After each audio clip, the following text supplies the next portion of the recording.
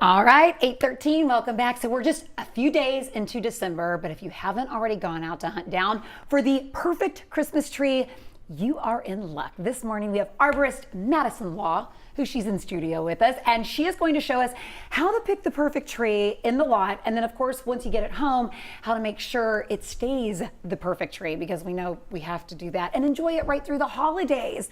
So Madison, thank you for joining us. Yeah, of course, it's my Bright pleasure. and early in the studio this morning. Okay, so for so many families, we're not going to talk about the fake trees. We're talking all things real Christmas tree, which is so fun. Yeah, and the real Christmas trees are the best, really, because you get the nostalgia, the smell, the potpourri. It's so lovely.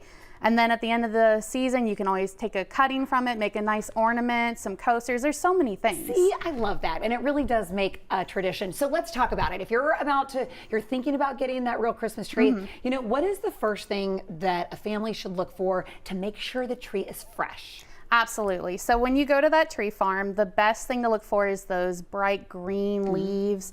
Some needles may fall off if you shake it a little bit, but what you're looking for is not a drastic drop, right? You're looking just a little bit. If it's a little bouncy green, you don't want the dry ones. You don't want the slightly brown ones, right? It's going to make you look bad already from the beginning. I know.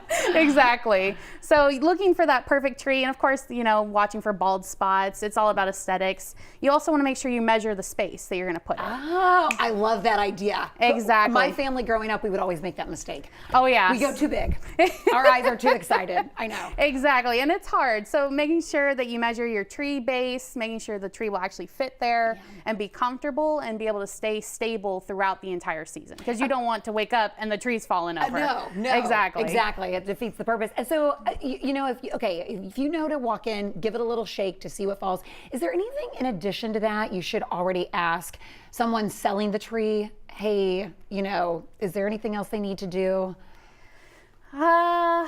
So for that, that's a great question, actually. So when you go to the tree farm, you want to make sure that whoever has produced the tree is selling the tree has a general idea of the upkeep. And so with these tips, you can already have in your idea, and if they don't know, then maybe look somewhere else, perhaps. And once you're working with the right person to get the perfect tree, how do you recommend, I'm so curious, to get home with the tree?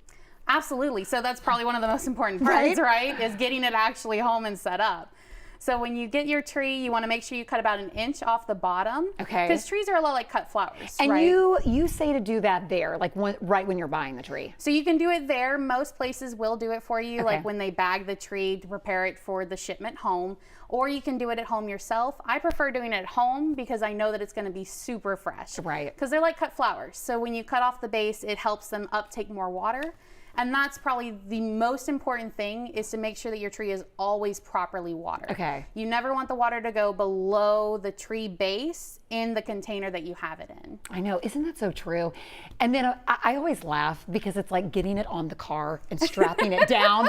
You gotta have a plan for that. I can't tell you how many times growing up, we always had small cars. So trying to get the rope on the attachment of the tree, I sure hope places who are selling the trees are like ready to help. You know, get the tree on the car. And that's great, because at the farm, you know, they're helping you put it on the car and everything's great. And then you get home, you're like, well, how do I get this down? I know. Exactly. So you got to know how to put it on, and then also you got to be able to know how to take it off as well. A lot of people, you know, hate throwing away a tree at the end. What do you tell people, you know, when the holidays are over and it's time to clear everything out, what's the first step after the holidays to do with your real Christmas tree?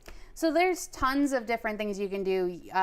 There are plenty of yards that accept Christmas trees. They'll turn it into mulch that can be spread into community areas, resold.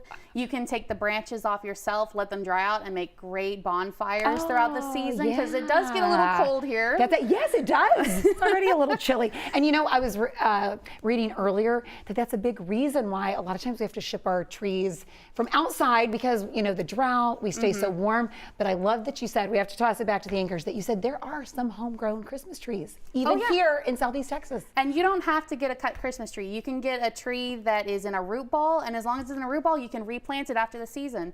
and keep the memories going. A plethora of knowledge. I bet your tree is fabulous, Madison. I bet yours is amazing. Or maybe you stick with the fake like me. I don't know. Anyways, guys, I'll send it back to you. I'm glad we learned all of the tips and tricks. If you want to like That Christmas was tree, great.